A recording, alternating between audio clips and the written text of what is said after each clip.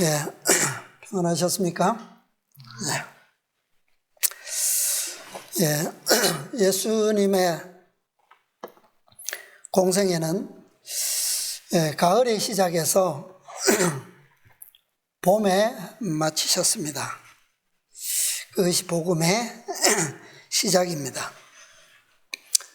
그런데 우리의 경험은 봄의 시작에서 가을의 추수로 맞춰지게 돼 있어요. 일주일 동안에 그냥 산천이 순식간에 바뀌었죠. 이것이 봄의 힘입니다. 바로 그리스도의 죽으심이 우리의 생명을 이토록 순식간에 변화시키시고 이렇게 보이게 자연을 한 주간 동안에 완전히 바꾸어 주셨어요.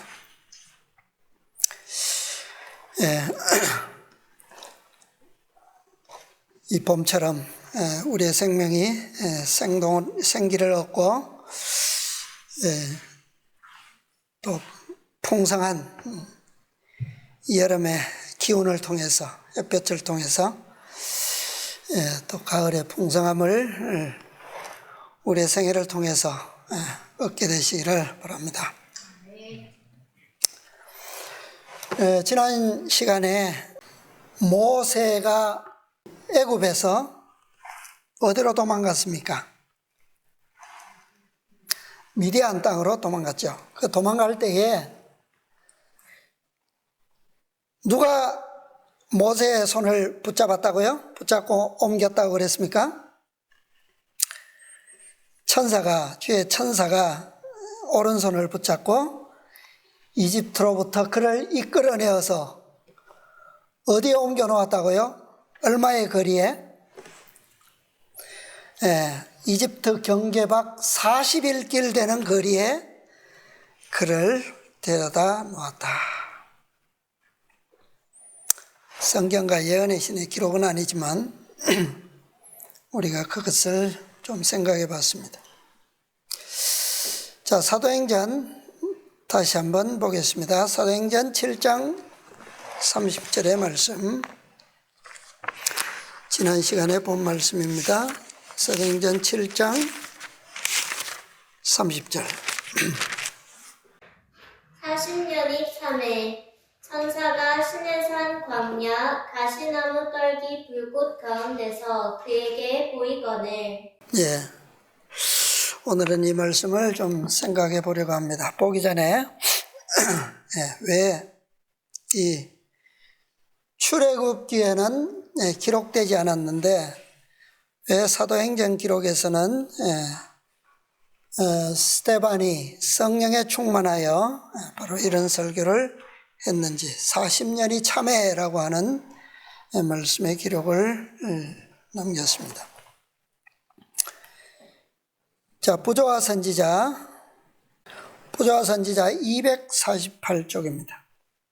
왜 모세는 애굽의 경계로부터 40일 길 되는 거리까지 천사에 의해서 옮겨졌는가?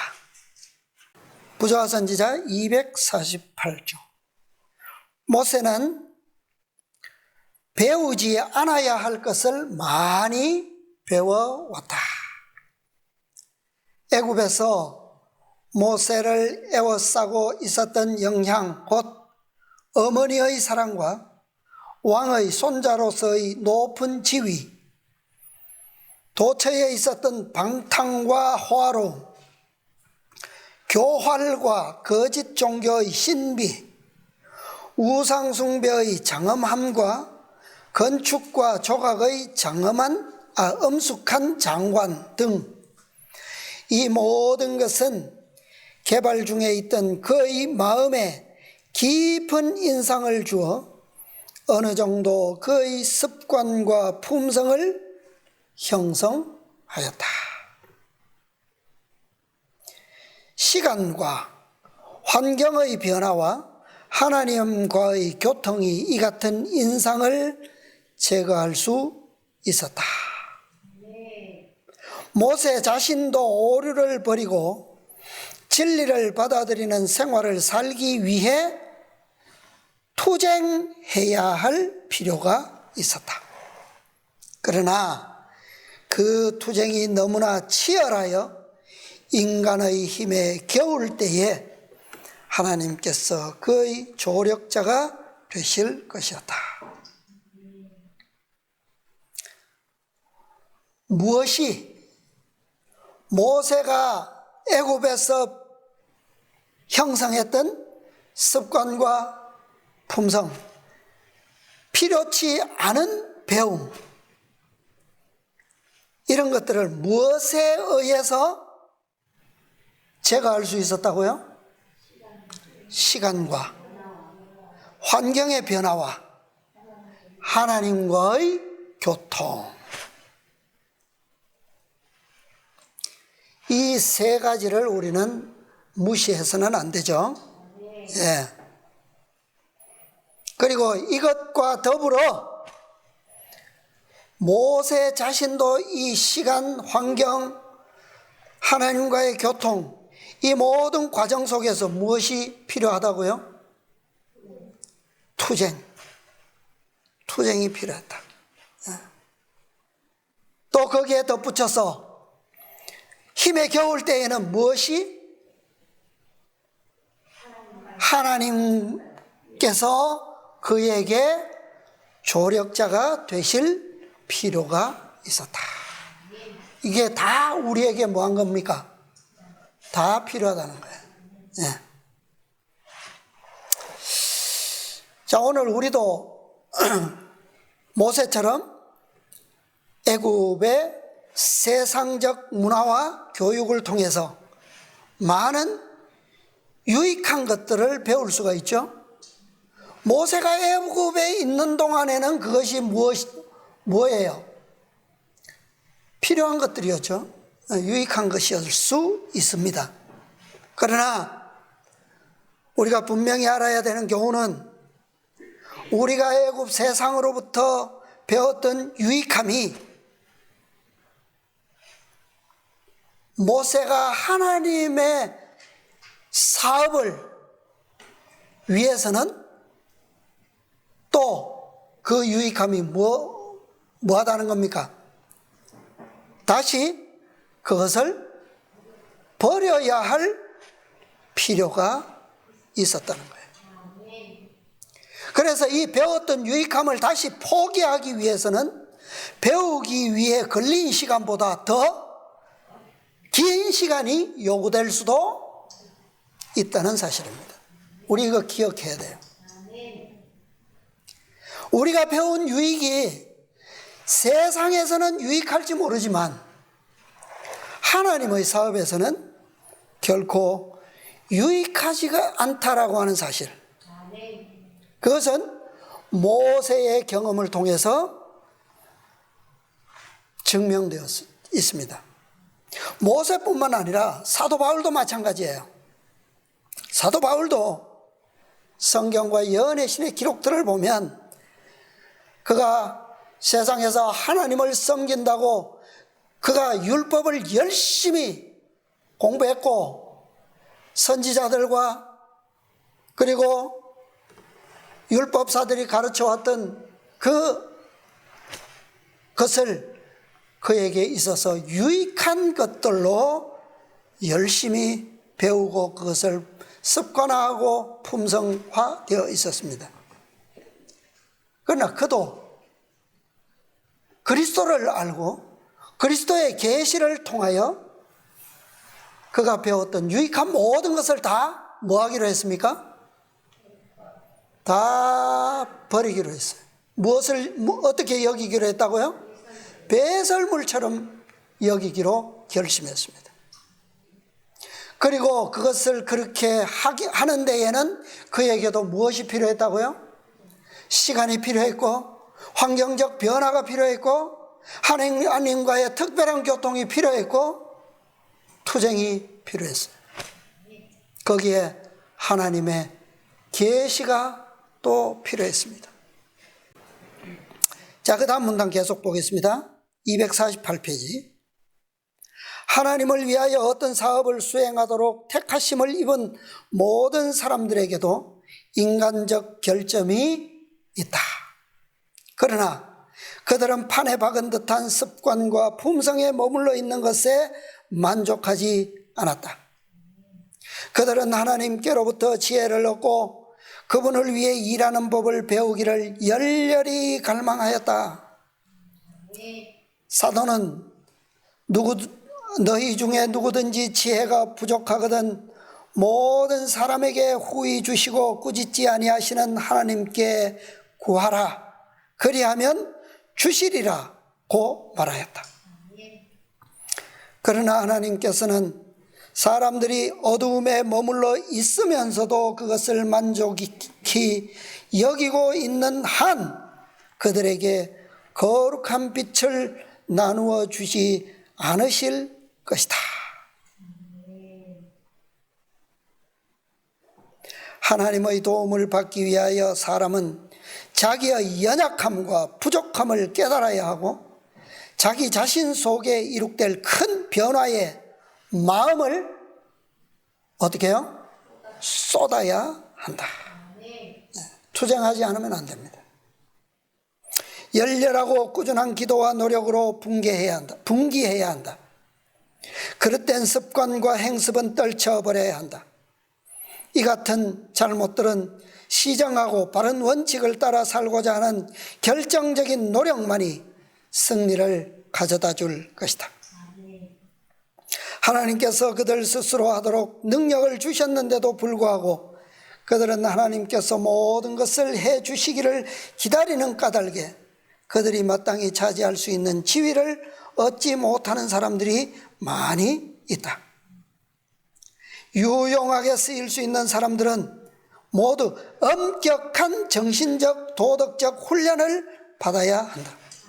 그렇게 할 때 하나님께서는 당신의 능력을 그들의 노력과 결합시키심으로 그들을 도우실 것이다. 많은 그리스도인들이 이 교훈을 제대로 깨닫지 못합니다. 그래서 기도에 합당한 믿음은 행사하지는 않으면서 무조건 기도에만 매달리는 그리스도인들이 있어요. 기도하는 사람은 자신이 무엇을 요구하고 있는지 알죠? 네. 기도의 목적이 무엇인지 압니다. 그러나 믿음을 행사하지 않으면서 기도에만 매달린다라고 하는 것은 그의 기도가 실제로 응답받기 위해서는 자신에게 어떤 희생이 요구된다는 것을 알고 있기 때문입니다. 그래서 그 희생은 뭐예요? 게을러서 하지 않든지 아니면 희생이 정말 쓰린 고통임을 알기 때문에 하지 않든지 어쨌든 희생을 요한다라고 하는 사실을 알면서 기도한다는 거예요. 네. 자, 기도에만 무작정 매달리는 것은 누구의 모본에서도 우리는 찾아볼 수가 없습니다. 네. 기도에는 우리가 응답받는 기도에는 어떤 희생이 반드시 요구된다는 사실이에요. 네. 자, 모세가 천사의 손에 이끌려서 40일 거리에 되는 장소에 옮겨졌어요. 이 사실은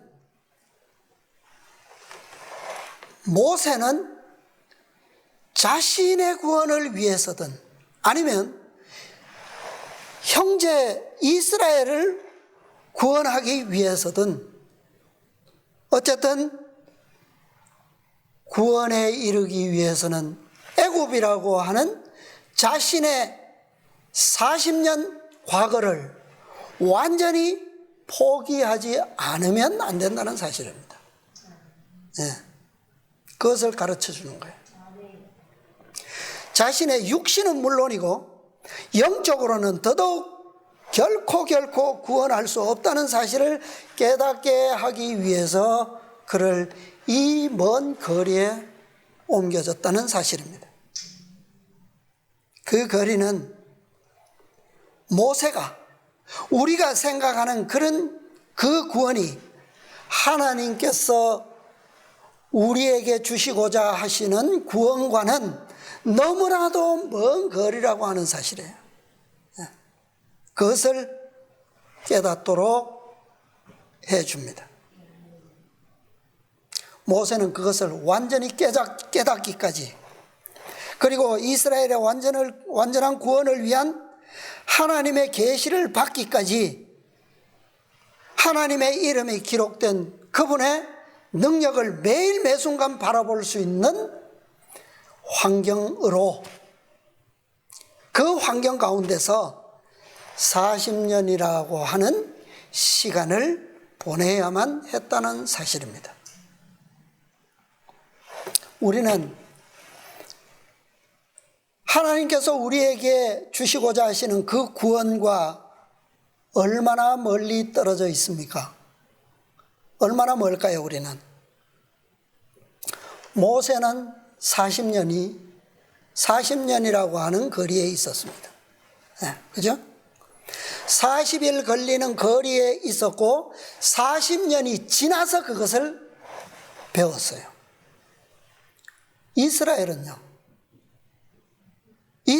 그 사실을, 그 거리가 얼마나 되었을까요? 그들은 40년 걸리는 거리에 있었고 그것을 400년이라고 하는 시간을 통해서 그것을 배웠어요.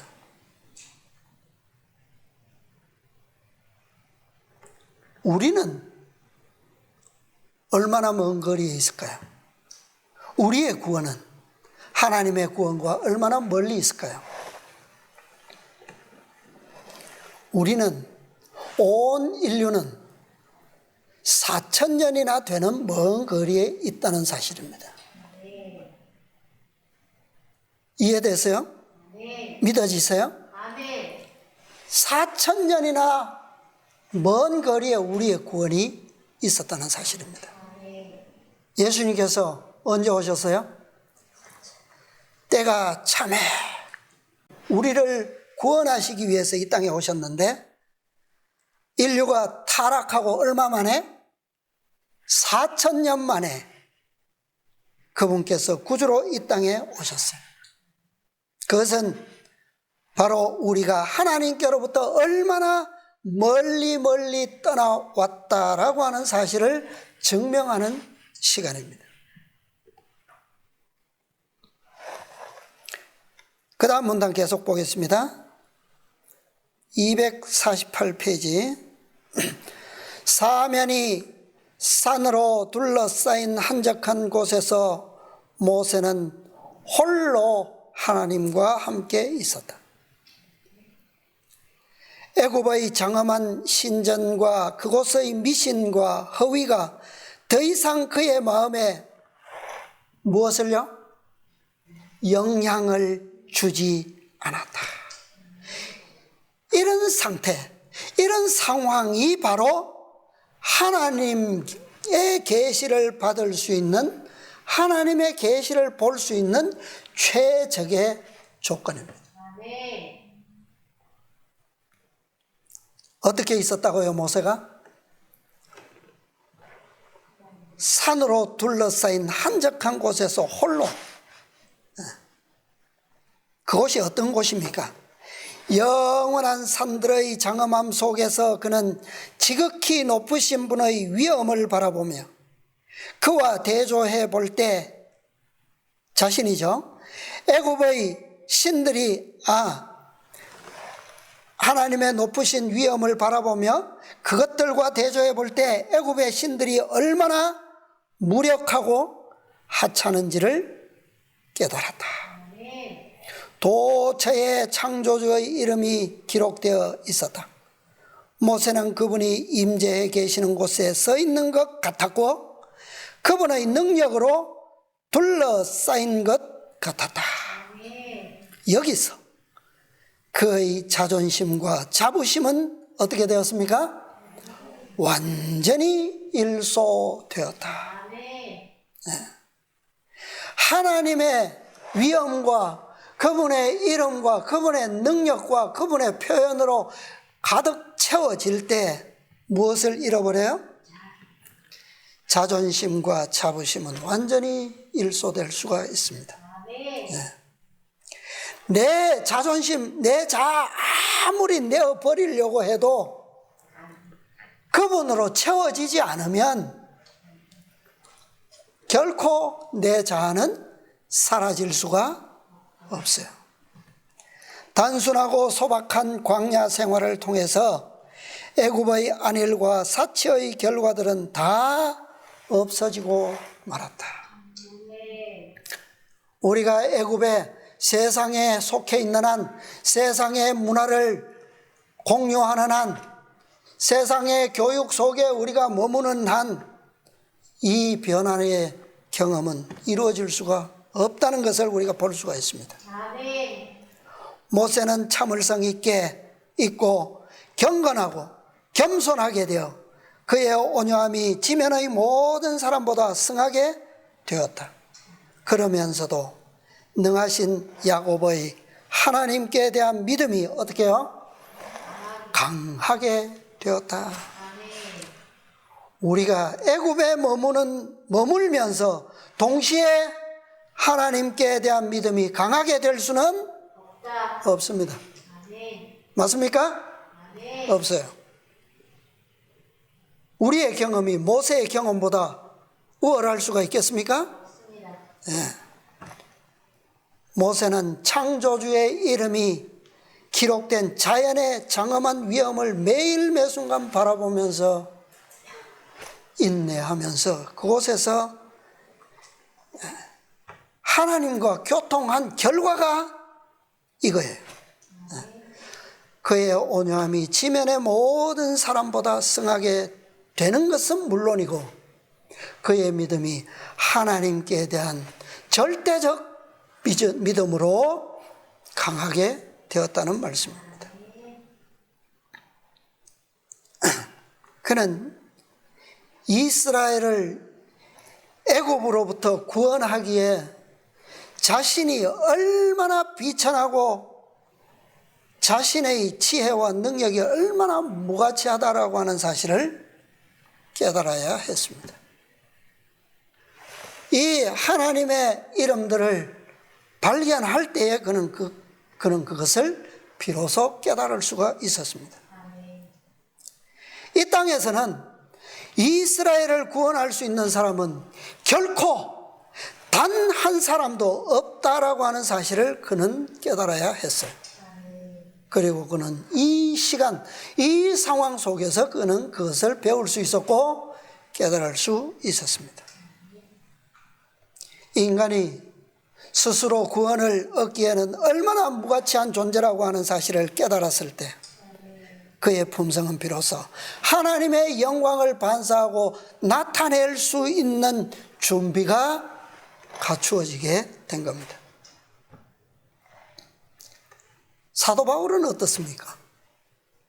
사도 바울도 모세가 40년 동안 애굽과 분리되어 훈련받은 결과 마지막으로 계시받을 수 있었던 것처럼 사도 바울도 이 환경, 동일한 환경과 시간을 통하여, 물론 시간은 모세와는 다르죠. 그러나 동일한 장소에서 하나님의 교통하심과 그 결과로 인하여 그는 이 변화의 경험을 맛볼 수 있었습니다. 그도 이 호렙산에서 3년 동안 이러한 자연의 계시들을 통해서 그리고 성경을 하나님의 교통을 통하여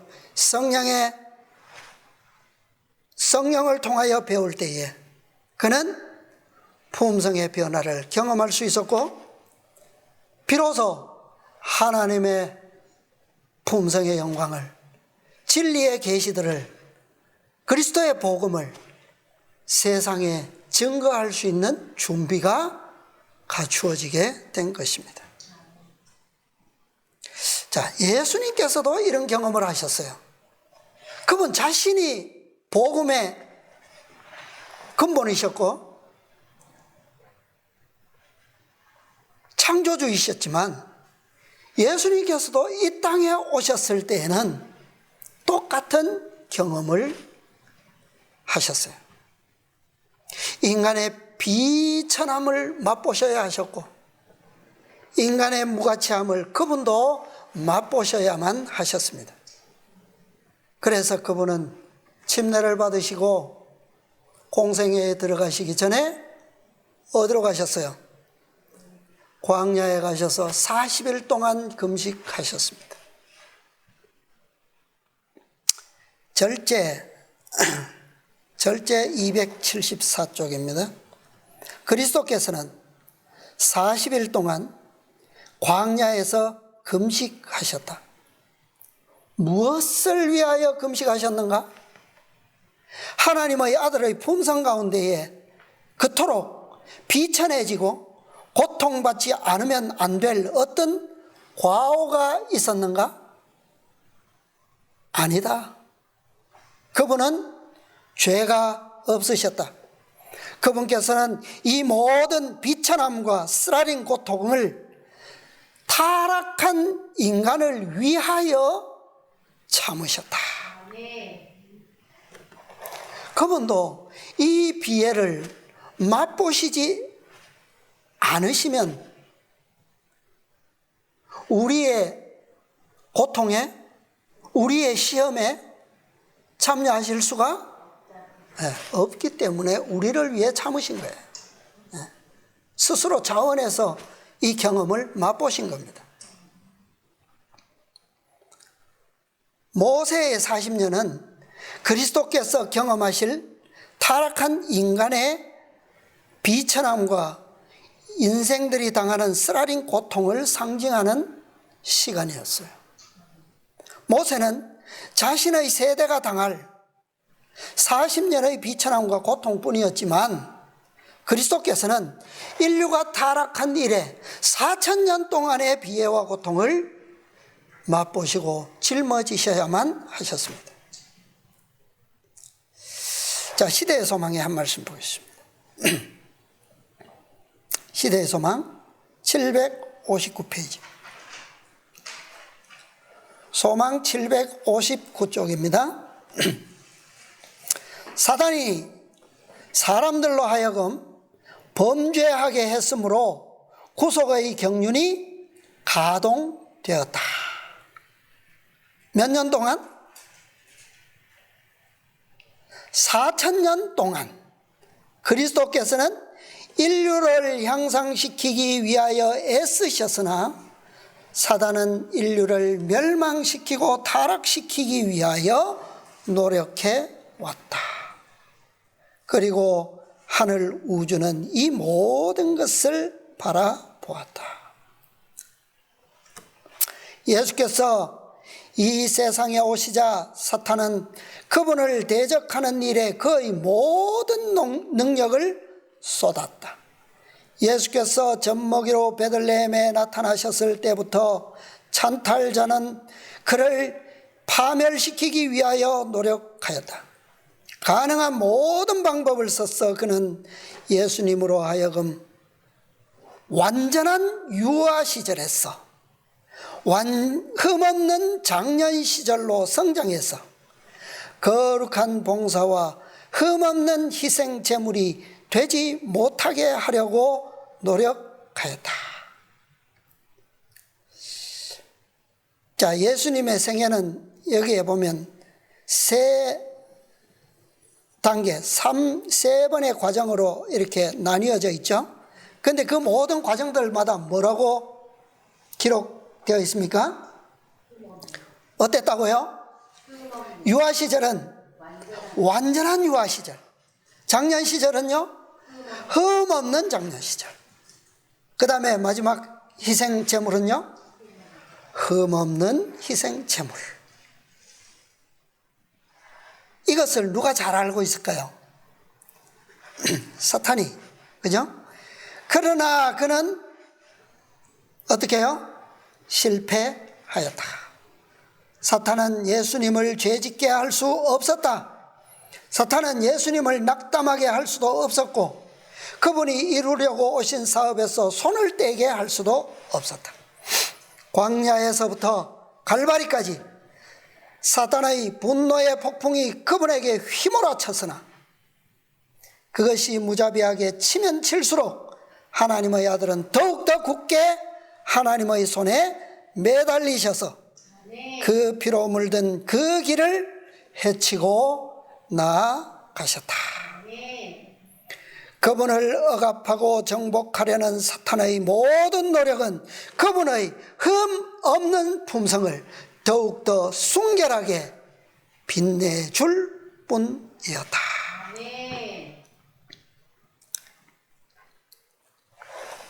모세는 그리스도께서 왜 이토록 비천한 모습으로 이 땅에 오셔야 하셨는지를 알아야만 했어요. 그럼에도 예수님의 생애는 단 한순간조차도 어떻지 않으면 안 됐다고요? 완전하지 않으면 안 되었습니다. 완전한 유아 시절, 흠없는 청년 시절, 흠없는 희생제물, 그분의 33년의 생애를 유아 시절, 청년 시절, 공생애 이렇게 딱 세 번으로 단순하게 표현했지만 사실은 그분의 생애 중 매 분초마다 중요하지 않고 엄숙하지 않은 순간이 있었을까요? 없어요. 단 한순간만이라도 그분에게서 불완전함이 나타났다면 그 순간 어떻게 됩니까? 그분은 인류의 구속자가 되실 수가 없기 때문입니다. 그것을 누가 잘 알고 있어요? 사탄이 가장 잘 알고 있었습니다. 그러니까 30년 동안은 그분을 태어나는 순간부터 공격했고 30년을 공격해왔지만 언제부터요? 공생애 3년 동안은 어떻게 했다고요? 어떻게 휘몰아쳤다고요? 광야에서부터 갈바리까지 분노의 폭풍이 그분을 휘몰아쳤다 그랬어요. 그러나 휘몰아치면 칠수록 그분의 흠없는 풍성은 어떻게 되었습니까? 더 빛나고 더 순결하게 빛날 뿐이었다. 이것을 모세는 배워야 했어요. 자, 오늘 우리도 이러한 하나님의 경륜, 그리스도께서 이 땅에 오셔서 이루신 그 사업의 엄숙함을 우리도 좀 이해해야만 되겠습니까? 네. 그렇지 않고서는 마지막 사명을 성취하기에는 부족하지 않겠습니까? 네. 그래서 모세의 40년은 바로 이러한 그리스도, 이런 분을 예표하는 생애가 되어야 했습니다. 모세는 미디안에서 이 40년 마지막에 마침내 그가 예표할 이스라엘의 구원자, 자신이 인도해 구원해내야 할 이스라엘 백성을 최후로 구원하실 그리스도, 그분을 표상할 그분을, 자신이 표상할 그분을 그는 40년 마지막에 드디어 만났습니다. 자, 출애굽기 3장. 출애굽기 3장 1절 2절. 모세가 그 장인 미디안 제사장 이드로의 양무리를 치더니 그 무리를 광야 서편으로 인도하여 하나님의 산 호렙에 이르매 여호와의 사자가 떨기나무 불꽃 가운데서 그에게 나타나시니라. 그가 보니 떨기나무에 불이 붙었으나 사라지지 아니하는지라. 네, 그 다음에 5절. 하나님이 가라사대 이리로 가까이 하지 말라. 너의 선 곳은 거룩한 땅이니 내 발에서 신을 벗으라. 아멘. 40년 만에 미디안에서 40년 동안 결혼하고 두 아이를 낳고 그 장인의 양을 치다가 40년 만에 어디에 왔어요? 하나님의 산 호렙에 이르렀습니다. 거기서 누구를 만났습니까? 여호와의 사자를 만났죠. 그 여호와의 사자는 누굽니까? 누구예요? 자신이 예표하게 될 그리스도. 40년 만에 드디어 그는 모세는 거룩한 땅 입구에 섰습니다. 40년이면 다 이루어져야 할 텐데 드디어 이제 뭐요? 이제 시작점에 선 겁니다. 그는 이미 40년 전에 애굽으로부터 뭐 했어요? 완전히 분리되었고 완전히 자유했어요. 그죠? 자, 그가 자유하게 된 것은 멀리 있었기 때문도 아니고 그의 생명을 찾던 바로왕이 죽었기 때문도 아닙니다.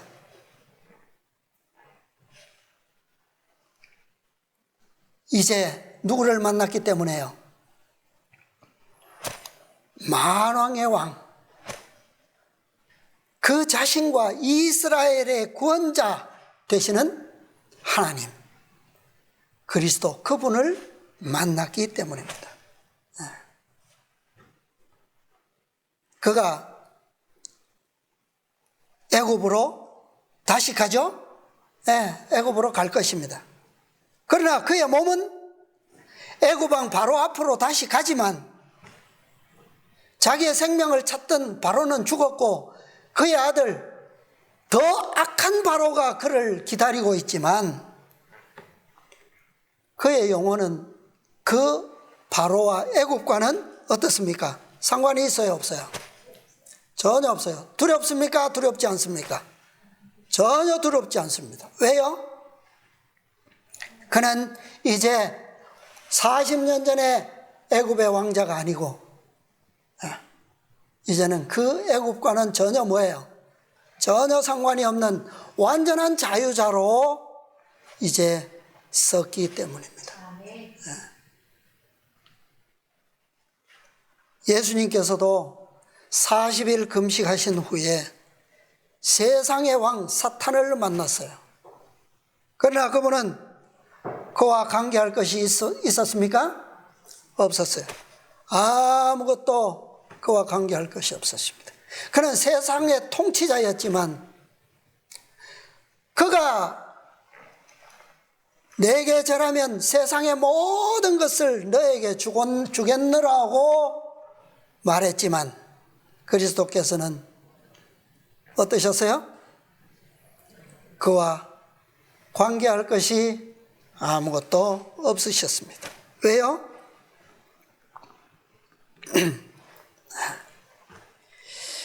자, 우리도 이렇게 구주를 만나고 우리도 이렇게 구원을 이루어야 하겠죠? 네. 우리는 모세처럼 하나님께 대한 전적인 신뢰, 전적인 믿음, 이러한 신뢰와 믿음 가운데서 우리의 주님을 만나야 합니다. 그때 우리는 비로소 어디에 설 수 있다고요? 거룩한 땅 입구에 설 수가 있습니다. 내가 선 곳은 거룩한 땅이니 내 발에서 신을 벗으라. 그렇게 주님을 주님과 교제하고 확실한 신뢰 관계에 우리가 서게 될 때 우리는 비로소 마지막 이 땅에서 거룩한 땅, 늦은 비를 우리에게 부어주실 것입니다. 그러면 우리는 어디로 보냄을 받을까요? 모세가 애굽으로 보냄을 받았던 것처럼 우리는 마지막 시대의 마지막 우리의 사명의 땅, 어디입니까? 바벨론으로 보냄을 받게 되겠죠? 우리는 결국 우리에게 주어진 영광스러운 사명을 성취하게 될 것이고, 우리의 남은 마지막 절기를 우리는 저 하늘이라고 하는 광야에서 영광스러운 그런 절기를 맞게 될 것입니다. 우리 모두 믿음과 또 하나님께 대한 온전한 신뢰, 말씀만을 믿고 신뢰하고 순종하는 그러한 백성 가운데서 우리가 주님의 부르심과 택하심을 입고 또 그 사명에 합당한 자격을 갖추고 그 안에서 영광스러운 그런 마지막 주님의 백성으로서 함께 설 수 있게 되기를 간절히 바라면서 오늘 말씀을 마치도록 하겠습니다. 아멘.